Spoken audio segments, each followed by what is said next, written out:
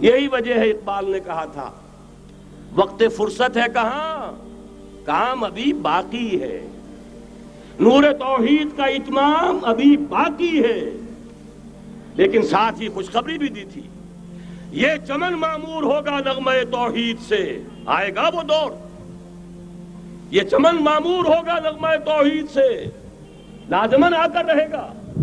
لہذا اب اس کے درمیان جو یہ فصل ہے اس کو سوچئے۔ لیکن میں اس سے پہلے ذرا وہ حدیثیں کہ جن میں حضور کی سری پیشن گوئیاں آئی ہیں بڑی تیزی کے ساتھ آپ کو سنا دینا چاہتا ہوں، اور اس کی وجہ کیا ہے۔ یہ زمینی حالات جنہیں میں نے کہا تھا انہیں دیکھیں، ظاہر بات ہے کبوتر کی طرح آنکھیں بند کرنے کا تو فائدہ نہیں، حقیقت کو دیکھنا پڑے گا۔ حقیقت کو دیکھتے ہیں تو دل بیٹھ جاتا ہے، مایوسی کے اندھیارے چھا جاتے ہیں، امید کی کوئی کرن کہیں نظر نہیں آتی۔ کہاں نظر آئے؟ مولانا نے کتنا عمدہ نقشہ کھینچا ہے، کہاں ہے وہ اسلام؟ مسلمان تو ہیں، 1 ارب سے زیادہ ہیں، لیکن کوئی پوچھے 1 انچ زمین دکھاؤ جہاں اسلام تم نے نافذ کیا تو وہاں ہمارے ہاتھوں کے طوطے اڑ جائیں گے۔ نتیجہ یہ ہے کہ حالات تو زمینی جو ہے وہ ہے مایوس کن۔ اس میں ظاہر بات ہے کہ امید کا دامن تھامنے کے لیے ہمیں کوئی چیز چاہیے، اور وہ چیز ہے جو محمد عربی صلی اللہ علیہ وسلم اپنی خوشخبریوں کی شکل میں دے کر گئے۔ آپ نے اپنے دور سے لے کر قیامت تک 5 دور گنوا دیے۔ تکون النبوۃ فیکم ما شاء اللہ ان تکون ثم یرفع اللہ اذا شاء یرفعها ثم تکون خلافۃ علی منہاج النبوۃ ثم تکون ملکا عاضا ثم تکون ملکا جبریا ثم تکون خلافۃ علی منہاج النبوۃ۔ یہ طویل حدیث کا میں نے صرف خلاصہ سنایا ہے آپ کو۔ مسند احمد ابن حنبل کی روایت ہے، حضرت نعمان ابن بشیر راوی ہے رضی اللہ تعالی عنہ۔ پہلا دور دور نبوت، دوسرا دور دور خلافت علی منہاج النبوۃ، نبوت کے نقش قدم پر خلافت جسے ہم خلافت راشدہ کہتے ہیں۔ تیسرا دور مسلمانوں کی حکومتیں، لیکن وہ ملوکیت کا دور، ملکن عاضن، اور ان میں ظاہر بات ہے کہ عاضن بھی تھی، جہاں ان میں خوبیاں تھیں وہاں برائیاں بھی تھیں۔ وہی حجاج ابن یوسف جس نے ایک مسلمان لڑکی کے خط کے اوپر فوج بھیجی ہے، وہی حجاج ابن یوسف ہے کہ سینکڑوں تابعین کے سر اس نے قلم کرائے ہیں، وہی حجاج ابن یوسف۔ وہی خلیفہ کہ جس نے فوج کشی کی اجازت دی تھی سندھ پر، وہی خلیفہ ہے جس نے بلا کر محمد ابن قاسم کو شہید کیا ہے کہ یہ پاپولر ہوتا چلا جا رہا ہے، ملوکیت کے لیے تو اس سے بڑا خطرہ اور کوئی نہیں۔ اس لیے کہ سندھ کے ہندوؤں نے ان کے بت بنا لیے تھے۔ یہ نوجوان در جوانی توبہ کردن شیوائے پیغمبریس، یہ نوجوان اور اتنا نیک اور پارسا ان کے بت بنا کر مندروں میں رکھ دیے گئے۔ اندیشہ ہو گیا کہ یہ تو پاپولر ہو گیا تو ہمارے خلاف بغاوت کر دے گا، بلا کر شہید کر دیا گیا۔ بہرحال تیسرا دور تھا وہ ملکن عاضن، کچ کھنی ملوکیت۔ چوتھا دور تھا ملکن جبرین، غلامی کی ملوکیت۔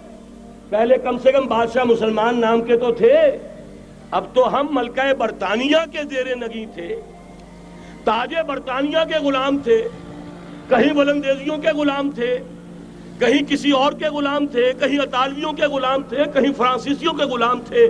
یہ چوتھا دور نوٹ کر لیجئے، آدھا ختم ہو گیا، آدھا باقی ہے۔ براہ راست غلامی کا دور ختم ہو گیا، لیکن ریموٹ کنٹرول والی انہی کی غلامی اب بھی چل رہی ہے۔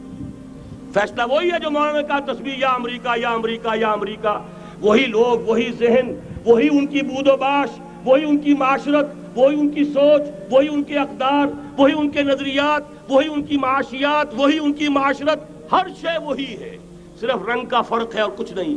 نظام ابھی وہی ہے، چلانے والے بھی انہی کے پرستار ہیں، بلکہ ریموٹ کنٹرول سے وہی چلا رہے ہیں۔ وہ تو آپ کے بجٹ کا بھی فیصلہ کرتے ہیں، آپ کی الیکٹریسٹی کے ریٹس بھی معین کرتے ہیں۔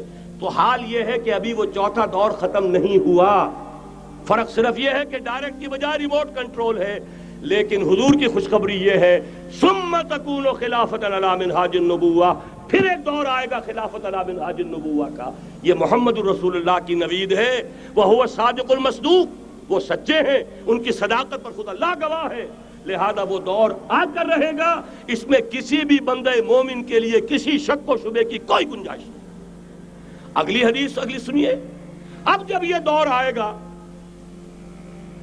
تو عالمی ہوگا، نیو ورلڈ آرڈر نہیں ہوگا، جسٹ ورلڈ آرڈر ہوگا۔ یہ نیو ورلڈ آرڈر NWO، حقیقت میں نیو ورلڈ آرڈر ہے JWO، لیکن اسی کو بدلنا ہے جسٹ ورلڈ آرڈر آف اسلام، اور وہ گلوبل ہوگا۔ دو حدیثوں کا تذکرہ کر دوں۔ حضرت ثوبان حضور کے ایک آزاد شدہ غلام تھے، وہ روایت کرتے ہیں، مسلم شریف کی روایت ہے، یہ صحیحین میں فرماتے ہیں کہ حضور نے ارشاد فرمایا، ان اللہ زوالی الارض فرأیت مشارقها ومغاربها وان امتی سیبلغ ملکها ما زوی لی منها، رواہ مسلم رحمہ اللہ۔ حضور فرماتے ہیں اللہ تعالیٰ نے میرے لیے پوری زمین کو لپیٹ دیا، یہاں تک کہ میں نے اس کے سارے مشرق دیکھ لیے، سارے مغرب دیکھ لیے، اور سن لو مجھ سے، ٹیک اٹ فرام می، میری امت کی حکومت ان تمام علاقوں پر قائم ہو کر رہے گی جو مجھے زمین کو لپیٹ کر اور سکیڑ کر دکھا دیے گئے۔ گلوبل ہوگی کہ نہیں؟ دوسری حدیث سنیے، یہ پھر مسند احمد ابن حنبل کی ہے۔ حضرت مقداد ابن الاسود رضی اللہ تعالی عنہ فرماتے ہیں، حضور نے فرمایا، لا يبقى على ظهر الارض بيت وبر ولا مدر الا ادخله الله كلمة الاسلام بعز عزيز وذل ذليل، اما يعزهم الله فيجعلهم من اهلها او يذلهم فيدونون لها۔ یہ ہے حدیث مسند احمد ابن حنبل کی۔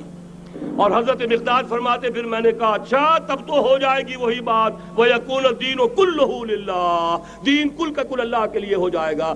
حدیث کا ترجمہ یہ ہے کہ حضور نے فرمایا،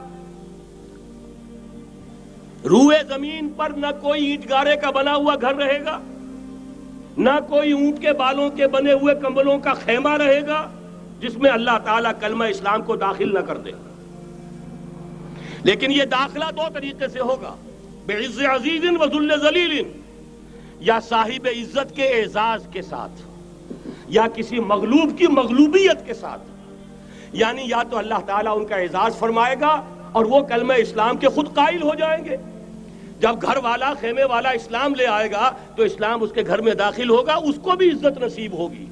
وَلِلَّهِ الْعِزَّةُ وَلِرَسُولِهِ وَلِلْمُؤْمِنِينَ، عزت تو حق ہے اللہ کا، اس کے رسول کا اور اہل ایمان کا۔ اور اگر وہ اسلام قبول نہیں کرے گا تو یؤتُ الْجِزْیَةَ عَنْ یَدٍ وَهُمْ صَاغِرُونَ، چھوٹے ہو کر رہنا پڑے گا، جزیہ دینا ہوگا، اسلام کی بالادستی قبول کرنی ہوگی۔ بتائیے اس کے بعد بھی کوئی شک ہے؟ یہ ہے آسمانی نقشہ۔